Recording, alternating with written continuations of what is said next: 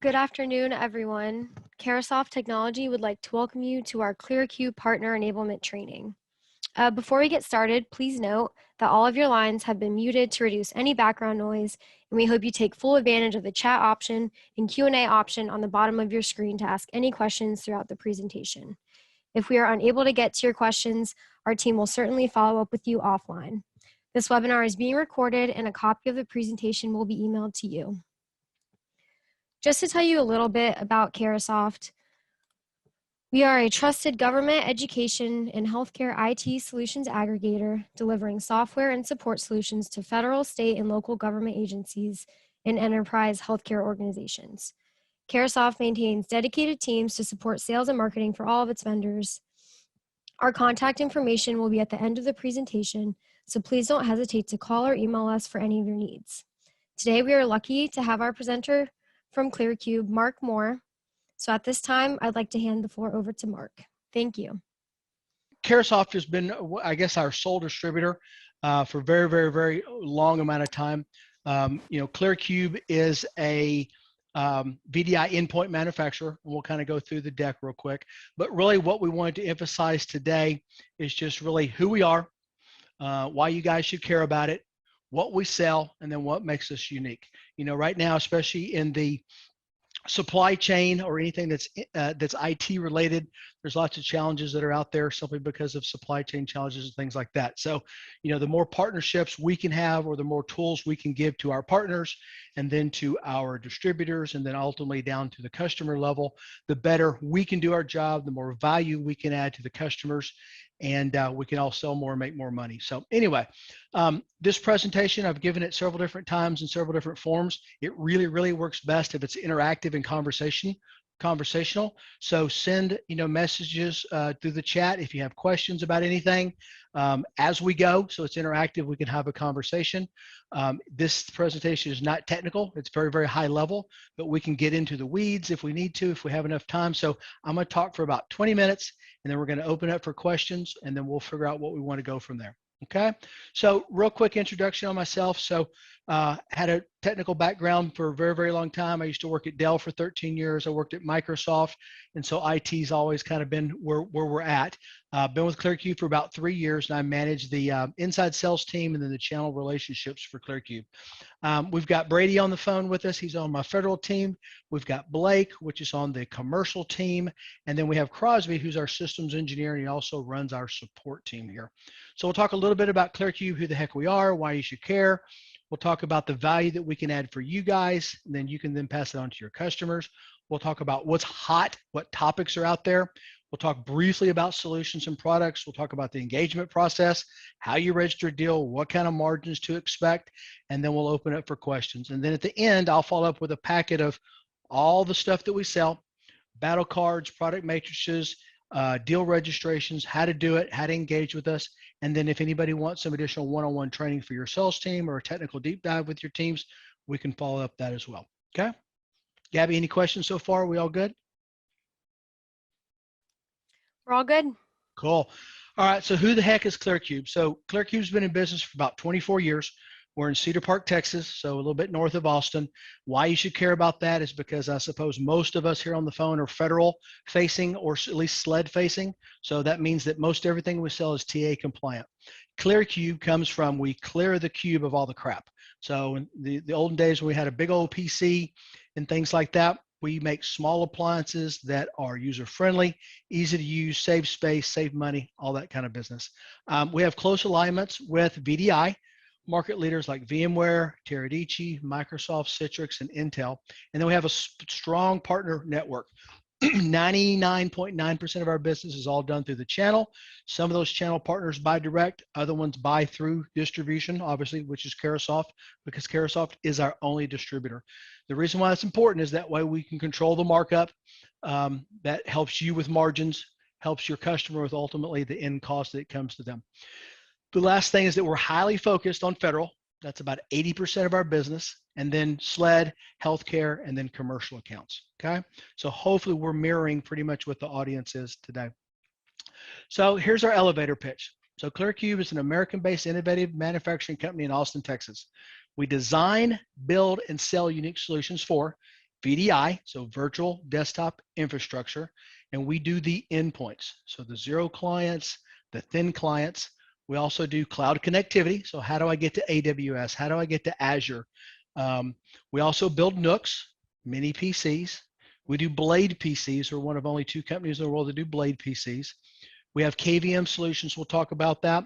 And then, of course, the hot topic, remote work solutions, because everybody's going to continue to do that in the future. Okay. So what makes us different? And again, we are a VDI endpoint manufacturer, and we also do some custom fab work. So endpoints are our primary focus, and then NUCs has been probably another primary focus for the last 2 years. Big topic right now. One thing that sets us apart is that since VDI is all that we do, we're always available for customer-facing conversations, whether it's customer-facing with you as a partner or you, the partner, and the end user, right? So you can treat us as an extension or a leverage of your sales team, a leverage of or extension of your technical team as well. We have a large selection of products, and we have a large inventory of products in stock available for immediate shipping. So just this morning, 8:30 this morning, we have our forecast call, right? Just like you guys do. And for us, our operations team and manufacturing team comes in there because, as you probably know, supply chain is a big issue. It's a big challenge for everybody. Well, that supply chain is about to tighten up again because a lot of people now are starting to release pre-COVID funds. So those pre-COVID projects they had on the books, they're starting to actually purchase and do things like that. So we're in pretty good shape right now. We were pretty forward thinking. We bought as much as we could. You know, typically when we buy components, we're buying them in increments of 1,000 to 5,000 units at a shot. So we've got a lot. Now that could change tomorrow, but right now we're in pretty good shape. We have a full engineering lab for testing. So in Austin, Texas, Crosby runs the lab right behind us. So if your customer wants to test this operating system with this or with that for something unique, for instance, today we had an issue with a particular scanner that a healthcare customer is using. So does it work with this Linux-based operating system? So we can test that stuff before we send it out in the field. Again, experience with federal, SLED, healthcare, and commercial customers. We do offer custom fabrication. We'll talk about that. So if you have a customer specifically on the federal side that needs something specific, we can do that. And then again, Carahsoft's our only distributor. So here's our install base. Again, hopefully it's mirroring the people that are on the audience here. So public sector, defense, those are all big ones. The other strong ones on the commercial side for us, again, of course, are healthcare, and then manufacturing, and then engineering design, because those people need solutions for remote connectivity right now. And you can't just pick up a $6,000 workstation, move it to little Johnny's house and expect to have good performance there, mostly because of the size of the files, latencies, things like that. Here's our flashy slide that kind of talks about our customers. Got some of the big boys. You'll find that ClearCube is in probably about 80% of any federal entity, whether it's civilian or Department of Defense. So how do we add value to what you guys are selling? So ClearCube, we're a one-stop shop for your customer. We're an extension of Carahsoft, or we're an extension of the partner team. So we make it easy for you and your customer to buy. Basically what we do is we can, get on a phone call with your customer, have a high-level overview, have a technical deep dive, find a solution. All we do is take that quote, send it to Carahsoft. Carahsoft turn around and send it to you. You send it to the customer. We're in business. We're really good at solving problems and providing logical and cost-effective solutions to meet your customer's specific needs. What does that translate to you? So higher margins for you. We're really good at partnering. Again, we have registration pricing.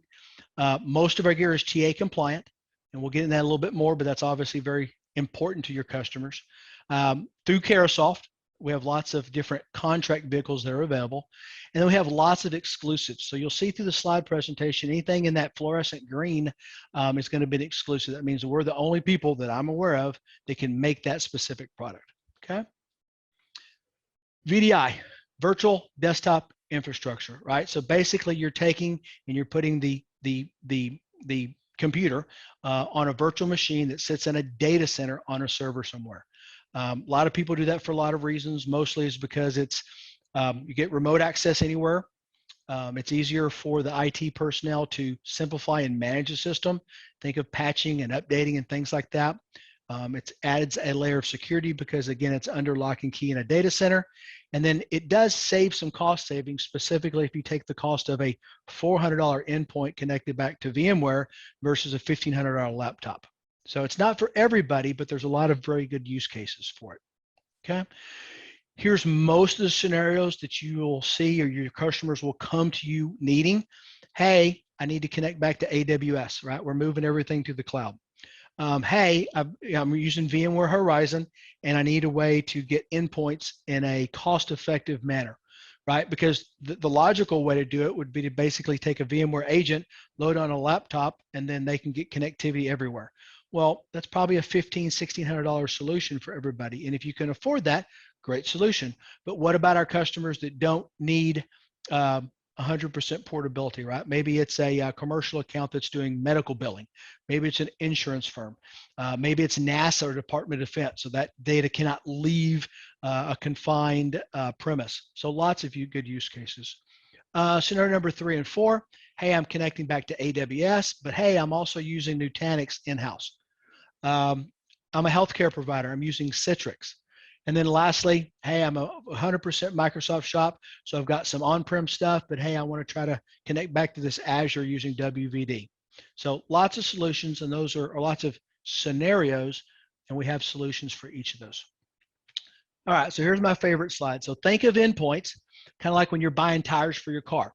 So your customer comes to you, they spend $100,000 on Dell servers, HP servers, VMware, EMC storage, whatever, and then they're like, hey, we want to create a virtualized desktop environment. So typically the endpoints are the last part of what they consider.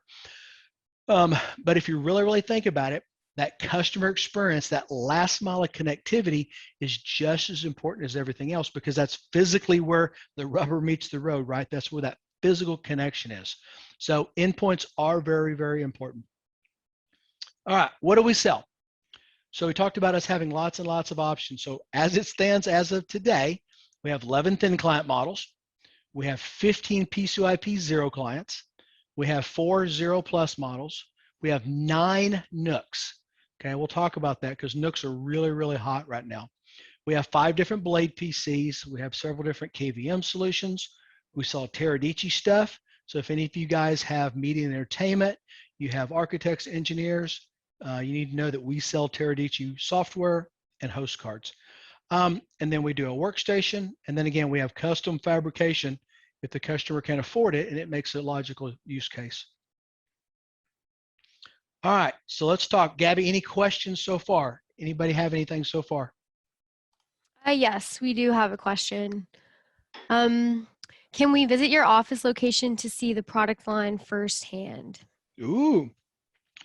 Well, so the answer, if you're a partner, which I'm guessing you are, yeah, at the end of the presentation, I'll have my email information and all my sales team's information.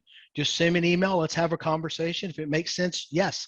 We're open. We're a little bit north of Austin and love to kind of come in and give you a dog and pony show. So yeah, reach out to me. We're super open to that. We also have an eval program for you and your customers.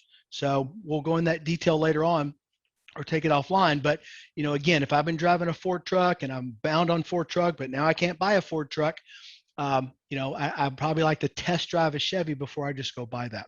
Okay.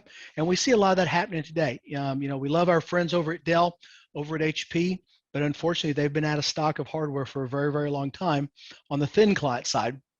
And so we have a lot of customers coming to us like, hey, I was a Dell Y shop. I can't get any more 5070s. What am I going to do? So we're like, well, we can sell you iGel operating system. We can sell you Stratodesk. We have a host of things that we can do. That way you can manage all them under the same umbrella. Or we can sell you endpoints with your choice of operating systems as well. So lots of solutions. So what's hot? So NUCs are hot right now. So NUCs are the next unit of computing. It's an Intel product, okay? A lot of people are going to be asking for these. The 11th gen, which is the latest and greatest, are actually out right now, so we have those available to sell.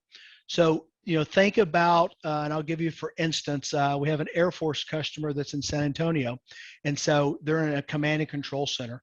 So that command and control center only has so much room in it, right?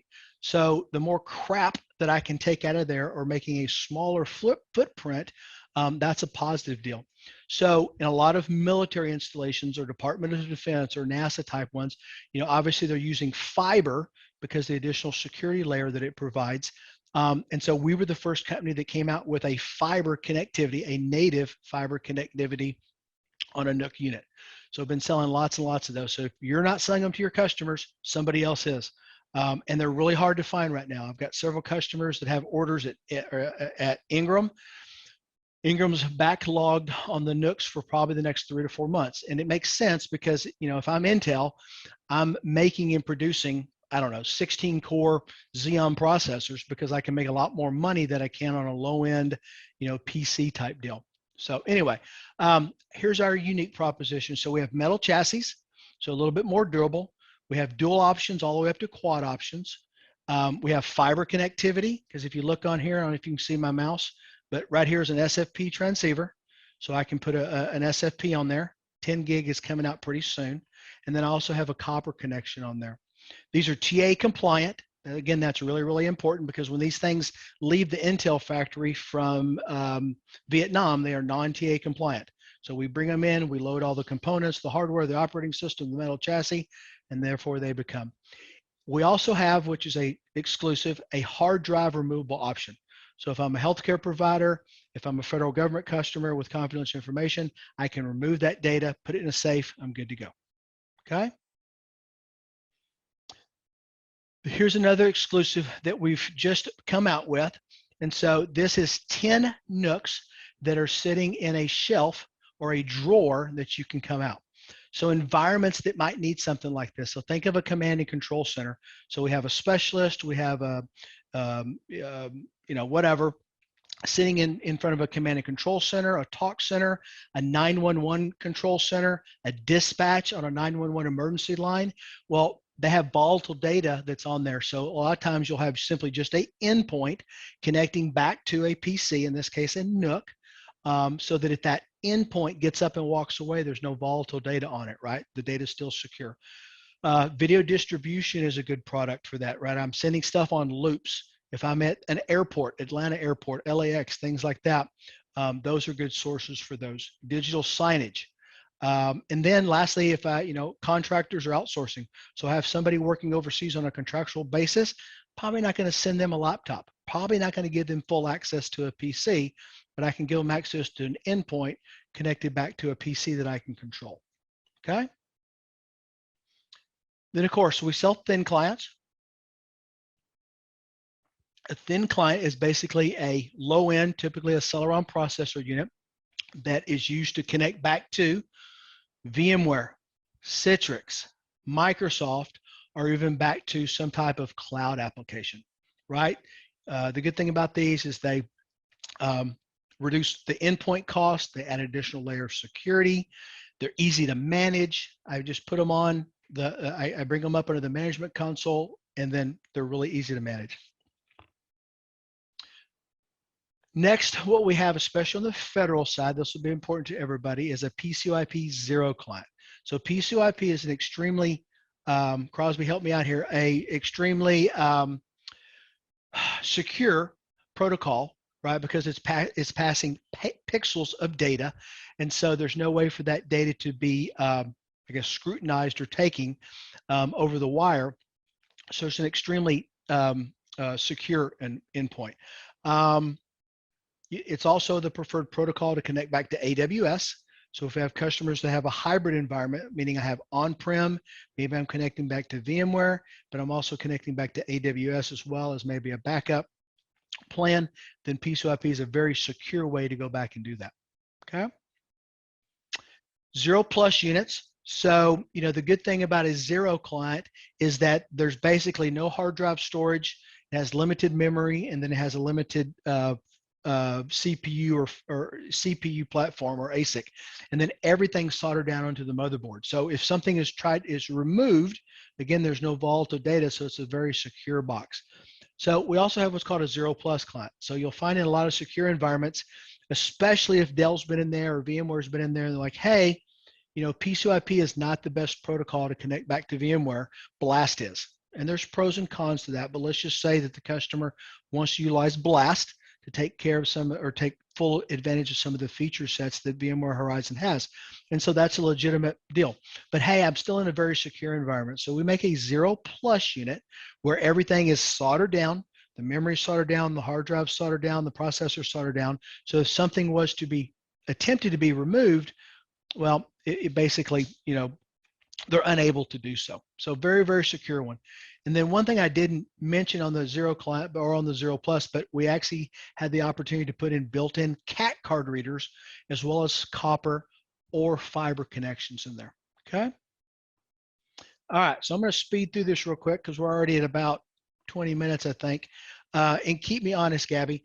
So one thing that you guys should really be aware of is that, especially if you're on the federal government or the DoD side, is that what do I do for customers that have the need to connect to multiple networks simultaneously?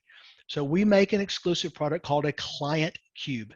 And in that client cube, we can do 2, 4, or 8 0 clients. And in some cases, we can do NUCs. And so basically allows the customer to connect to a secured network, a non-secured network, and view up to 2, 4, or 8 monitors at a time. So basically it's our metal, has a secure KVM switch in the middle. So it's a very, very secure one. We're also utilizing those in a lot of places like oil and gas, refineries, any place where there's multiple networks that are coming in, but yet the operator can just sit in front of their desk with, you know, either 4 monitors or even up to 16 monitors, depending on the configuration, with a secured KVM with a control panel in front of them, and then toggle back and forth between the monitors or toggle back and forth between the secure networks. Okay. We also make rack-mounted PCs. There's only 2 companies in the world right now that are actually making those. So a lot of use cases for those are same thing, a command and control center, a 911 center, things like that. The difference in these is that we have the ability to put a full-size GPU card in that blade PC. So the blade is locked in a secure data center, but if a 911 operator or a command and control center is looking at, you know, aerial photographs or aerial bombing runs or GIS because I need to find a specific GPS point somewhere in the world, well, blade PCs make a good solution for that because, again, I have full access to a full-size GPU. Teradici host cards. Any customers that are doing things that are graphically intense, this is a good solution for them. All right, so engagement process, and I'll put this all in the email that I send everybody, but the engagement process. So contact me. I'll funnel it through the right rep, whether it be a federal account, whether it be a commercial account or a SLED account. And then the information I'll need from you will be, I'll need to know who that end user is. I'll need their address and a primary POC, because just like you guys, we have to forecast this. So I need to make sure when I go into Salesforce that I don't have a rep or a customer or a partner that's already working on this deal. And if we do, we'll be honest up front and tell you. But if not, then we'll get that deal registered. We'll give you lock-in pricing, and then we'll figure it out from there. All right, so recap. ClearCube is a VDI endpoint manufacturer. We build NUCs, blade PCs, and we do custom fab work. We're customer facing, and we have a lot of expertise in what we do. Our goal is to always add value to what you do. We try to provide high margins to you guys. We have exclusive products and a lot of unique products that you don't have access to. As it stands right now, we have lots of inventory. Could change tomorrow. And then we're TA compliant. And again, our goal is to make things easy for you guys. Gabby, any questions so far? Yes, we do have a few questions. All righty. On the thin clients, can you do 3D rendering? Ooh. So the answer to that is maybe. So think of it this way. The thin client is connected back to something, okay? And that something would typically be a virtual desktop, which is residing on a server. So servers typically do not have a big GPU card in there. So to be doing 3D rendering would not be a good solution. But if the customer maybe has NVIDIA grid system, or they have a GPU in a specific set of servers where that session, that desktop image has access to a GPU, yes, you could do 3D rendering. A better solution, though, would be to use like a Teradicci host card, put that in a high-end workstation so you have access to it, or a product like CAS, which is Cloud Access Plus, that allows you to take an endpoint, right? So a laptop, a zero client, a thin client, and connect back into a Blade PC or into a big workstation, and then have full access to it. So anyway, reach out to me offline.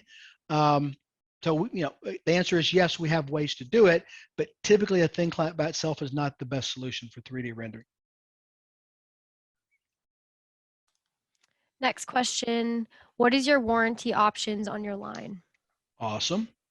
Okay, so all of our gear is going to come with 12 months warranty right outside the box, and that is for the hardware, but it's also going to be for the, let's say we install Stratodesk No Touch, which is our primary operating system. That's going to come with 12 months of M&S support. If we do iGel, same thing. If we come out with Windows IoT, because maybe they need Windows-centric drivers, 12 months. And then from there, whatever the customer wants or whatever you want to quote. So we do additional up to 5 years of hardware support, and we can do an additional up to 5 years of maintenance support on any of the operating systems. Are all ClearCube devices TAA compliant? Ooh, great question. No. The answer is a majority of them are.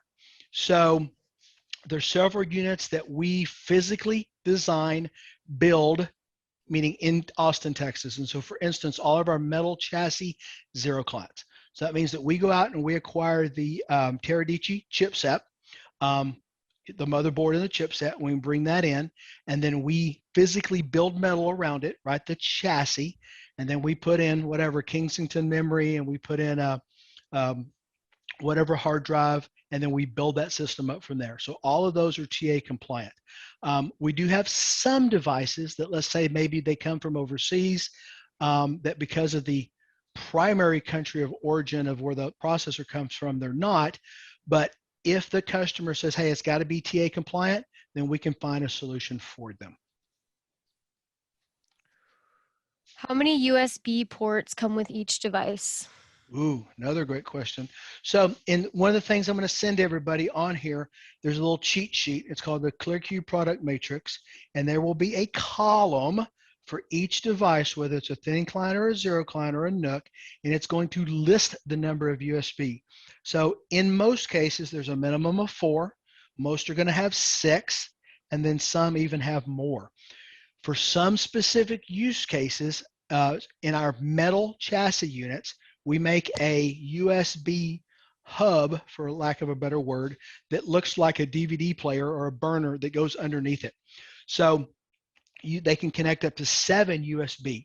And in some federal cases, federal situations, I've seen where they need that because they have different scanners and different stuff just besides a mouse and a keyboard.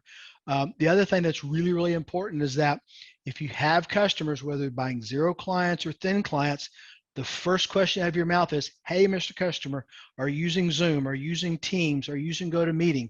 Do you need a webcam? Because not all protocols optimize webcam use. And we all know that in the immediate future, that's going to be the way we all communicate. Next question, what % of ClearCube revenues are spent on R&D? Ooh, that's confidential information, but that's probably the best question we've got today.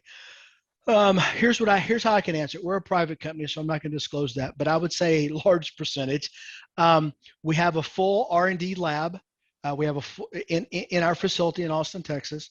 We have 5 engineers on staff, and their sole purpose is to make the current devices that we have better, and then to go out and build new specific devices, right? So a specific device that we have recently built, well, I shouldn't say recently, would be the ClientCube, right? So we have 1, 2, 3, 4 zero clients with a secured KVM with metal. And so if you think of it, the back of this, well, I got to have all those connections. I got to have all the USB connections, all the video connections, all the network connections. And then I have to have an engineer design this metal because there's certain distance requirements that we have to adhere to. So I'm not going to answer the question, but we spend a lot of time designing new products, and we've got some new ones that are on the roadmap as well. Next question. For your thin client, you have a system with 2, 4, 8 clients built in with a KVM switch. Does this only come in 2, 4, 8 options? I have customers who often use 3 thin clients with KVM switch. Do you have to buy 4 thin clients? I don't know how to answer that. So email me offline and let's talk about it. So in this device that we have right here, this is actually a PCOIP, so a zero client. I'm sure that Crosby and I could come up with a solution where we could put a thin client in there with a secured KVM switch, because we use Belkin as our primary source. And so to answer your question, no, we can go above and beyond with a secured KVM switch, probably to do up to maybe 16. In the metal, we've only done up to 8 because if you think about it, 8's pretty big, right? So I'm doubling the size of it. It gets pretty tall. But anyway, contact me offline and let's talk about the use case and we'll figure something out. We are all good on questions as of now. Okay. So let's look here. We're at about 30 minutes. Does that sound? Yeah, 32 minutes at this particular point. Let me see if there's anything else I want to cover here real quick. So again, I'll send you guys the deal registration process. It's real easy. I'll ask for specific information on who that customer is. In some cases, I know that you really can't tell us, but we need to know pretty sure because again, I need to make sure that it's able to be registered. I need to make sure that one of my reps is not already working that through a different partner and things like that. Okay, so I'm going to go cover this real quick on buzzwords. So if you hear the word NUC, next unit of computer, that's a pretty hot one. Of course, VDI, virtual desktop infrastructure, that's a pretty hot one. Let's see what else. Anything where a customer needs to centralize the management. So think of it right now with all of us working remotely. We're not, but you guys probably are. So if little Johnny and Susie and Mary, everybody's got their laptop, well, it's really hard for an IT manager to update those, to push patches and do things like that. So VDI solves that problem because that server is sitting in my data center where I have access, right? So I update the images, basically push the images out overnight. As soon as little Johnny and Mary logs on, boom, I'm up and going. So again, there's pros and cons. VDI does not solve all the problems, but it solves a large percentage of customers, again, in secure environments, manufacturing environments, healthcare, where I'm bound by HIPAA compliances and things like that. Okay. So last thing I want to leave you guys with, like I said, we're very, very partner engaging. We're always here to add value to what you guys, because if you guys don't sell, we don't make any money. So always reach out to me, even if you think it's a stupid question, whether it's super high level technical or just, hey, what would you think about this situation? And we'll shoot you straight and go from there. But I appreciate y'all's time. Carahsoft, thank you guys. Nick, and Gabby, thank you so much. You guys did an awesome job today. Yes, thank you, Mark, for a great presentation. We do have a couple more questions. Sure. How long do your devices last before they go end of life generally? Great question. Depends on the product lines, but most of our zero clients probably have, and in a lot of cases, we have this in writing, because especially our General Dynamics and our Boeings and our people like that, they want that in writing. For the most part, I'm going to say those are 7 years. Now, the thing about zero clients and even Blade PCs is because there's not a ton of moving parts in those things, they run forever. I've got some at DFW Airport that have been running for 15 years. Now, the catch is they've never been turned off. So if you have environments where you power cycle them, or I don't know, maybe you're in the Northeast where you have a lot of brownouts, grayouts, and things like that, where you're rebooting a whole lot. I've got several SLG and sled customers that have had blades for 13 years. So as a general rule of thumb, most products are going to be about 7 years. Awesome. Another one, what is the turnaround time for orders generally? Ooh, good question. If I have it in stock, and typically I will always tell the sales rep, and so you can pass it on to the customer, what the inventory looks like. And I never fudge, right? Because I pull up my operations tool and I say, hey, this is how many I got in stock. So for us, just like you guys, first in, first out. So if I got a PO for 10, I'll place an order for 10. If I got it for 1,000, I'll do it for 1,000, especially with the way the supply thing is. So if I've got them in stock, more than likely we're going to build it within a week, ship within a week. If I don't have it and I have to go buy components and then reassemble it, I'll always give you a realistic time frame. So sense of urgency right now, folks, but most everything is going to ship within a 1 week and maybe 2 weeks at the outset. Next question, what are good complementary products to sell ClearCube along with? Ooh, great question. So if you sell VMware, they need endpoints. Of course, that's Horizon. I should specify Horizon, right? Horizon's the virtual desktop software. If I'm selling Citrix, I need endpoints. Citrix customers are going to be what? Healthcare, some manufacturing, especially if they're doing automation control, like I don't know, a beer factory or something like that, where there's automated machinery going on. If I'm selling Nutanix, hey, Mr. Customer, you're going to use any VDI? I need to connect to AWS. Okay. For instance, we had a big ice storm in Texas, 2 months ago now. For all those customers that didn't have access to the cloud, they were screwed, right? Because if it's on-prem, can't get to it when the power's down. Improvida for healthcare providers, right? That's the little CAC card reader. Well, they don't call it CAC, but it's the doctor scans it, the nurse scans it, so they can get onto the system without having to authenticate. You're selling Azure. And then if you're selling servers for virtual desktop infrastructure. What else? If you have customers, they're looking for a Linux-based operating system. So for instance, right now we have a lot of people, and I'll use Dell Wise for instance, right? The Dell Wise, thin clients don't have a fan, they have no moving parts, so they don't really break. Well, let's just say that the customer, let's just say that there was a problem with the operating system and maybe on the wireless side. And then when that problem was fixed, let's just say that there might have been another issue with that operating system. Well, a lot of customers are looking for a Linux-based operating system, right? Because it's more secure than Windows. It's easier to manage. It's a lot less expensive. And say, hey, I'm just looking for an operating system to put on my existing units. So that's a great way to sell Stratodesk No Touch, iGel operating system, or even Windows IoT. Okay, did that answer it? Yes. Okay. Looks like we have one more.